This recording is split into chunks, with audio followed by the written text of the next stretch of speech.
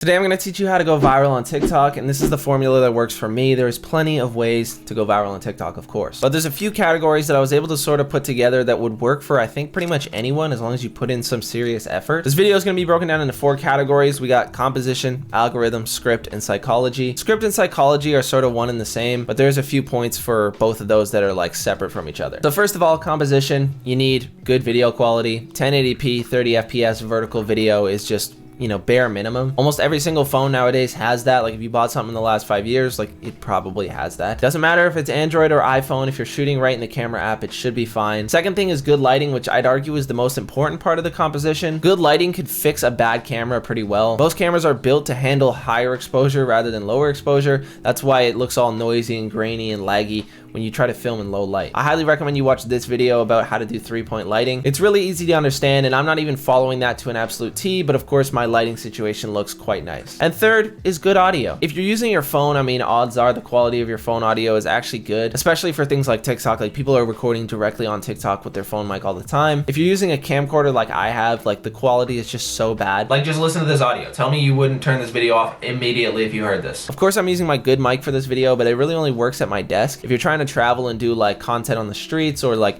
you know, in different cool locations, I recommend that you just get a lav mic. That's pretty much it for composition. Now for the algorithm, I found 3 things that are extremely key. Number 1 is you want to use 3 hashtags or less and avoid using popular ones. Don't use things like hashtag FYP, hashtag for you, hashtag love, whatever the biggest ones are, just avoid using them. They're way too generalized and vague. You want to use 3 hashtags that are niche to the type of videos you're making. So for me, I use things like hashtag new music, hashtag underground artist, hashtag underground music. Number 2, which is the most important of them all, and everyone probably knows this by now, use a popular sound. If you don't know what popular sounds to use, I recommend that you use these 3 at least for the next like 2-3 months. Basically, you're gonna complete your video so it has your song and sound or whatever it is that you're doing in the actual video itself, and then you're gonna add this sound over top of the video when you go to upload it to TikTok. Then you just go to the volume settings, mute the sound that you've added, and just boost your own sound. I highly recommend that you watch this video by Jack Gordon. He basically tried to blow up on TikTok in a week, and I think he got like 170K. He was doing tests with and without hashtags, with and without popular sounds, etc. I also do a series every Monday on my TikTok where I give you guys 3 songs to use this week to help boost your videos. So if you want nice up-to-date information, you can check those out. I get all the info on these TikTok sounds from Chartmetric. You can see right here, this is this week. If I order it by TikTok posts and then just sort of cross-reference with the amount of views that it's getting, like this song here is doing really well. It's got 1.4 million posts with it and 1.4 billion views. Like that's a shitload of views, man. You can sort it by TikTok views, which is why I recommended these 3 sounds. I mean, 6 billion views in the last week, 3.5 in the last week, 1.6. And you might be thinking, Nolan, why wouldn't you use these 3 sounds every single video? I've noticed that if you overuse the same sound, you don't get the same amount of push, especially if you do videos back to back to back, but also you can get on trends early. So when you sort it by TikTok posts, you can see which ones are getting the most traction this week. And then you cross-reference how many views they're getting, because some of them get a lot of posts and like no views. And the third thing is the post midday. I'm on the West Coast, so I'm on like the second last time zone, I think, before it resets to like the next day in Australia or whatever. But if I post at like 12 in the afternoon, it's like 9-10 p.m. in the Eastern Hemisphere. So people are on their way to bed. They're likely just chilling, watching TikToks before they go to sleep. So I want to try to hit the time that people are awake in as many time zones as possible. That way I can get a bunch of initial push from people that are awake, of course.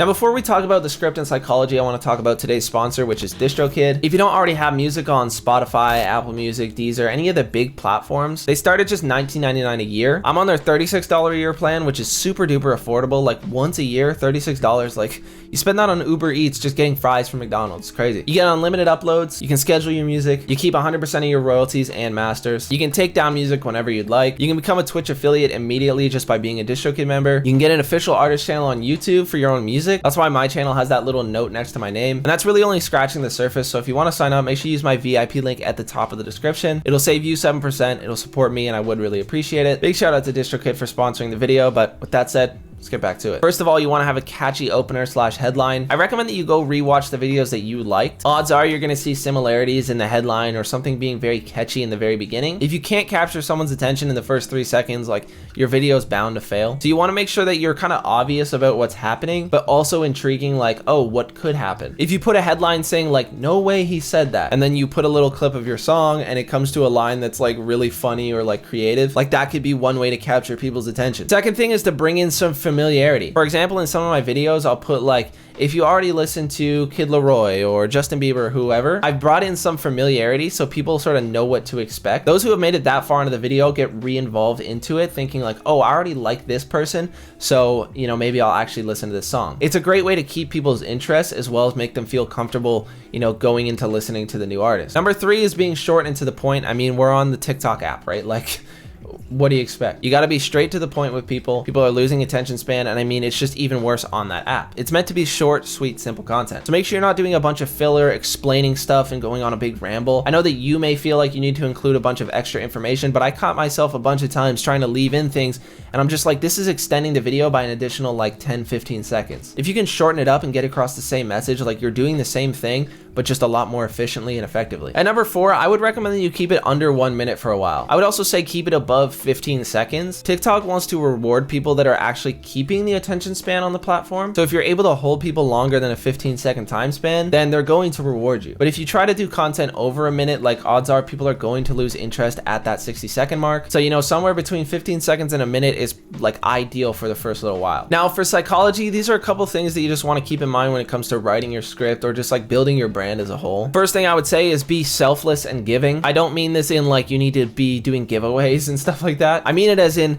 give to the people. Don't make your content about them doing something for you. Make it about something that will benefit them. Being relatable almost feels beneficial to most people, right? That's why relatable memes do really well. It feels like, oh, they feel heard, they feel welcome, they feel understood. And that's just one example. The overarching feel of my content is me putting on artists who need help, who need support. So I'm being selfless and giving in the content that I make, but still I keep my own integrity by being very honest and truthful about my opinion on the music and stuff that I say and do. And the next thing, which a lot of people want to ignore because, you know, it just doesn't sound good, is that negativity keeps attention. Of course, that's why the news does extremely well. They just fill it up with negative stuff. It rots your brain, but you're so interested to see what negative thing happened today. Now, I'm not saying you need to be like violent or rude or mean or scary or anything to be negative. For example, when I say, Day 6 of proving I know all the hardest underground artists before you, I start out by saying I'm going to prove that I know something better than you, so you're already in question. I also summarize what's happening, saying I know the hardest underground artist,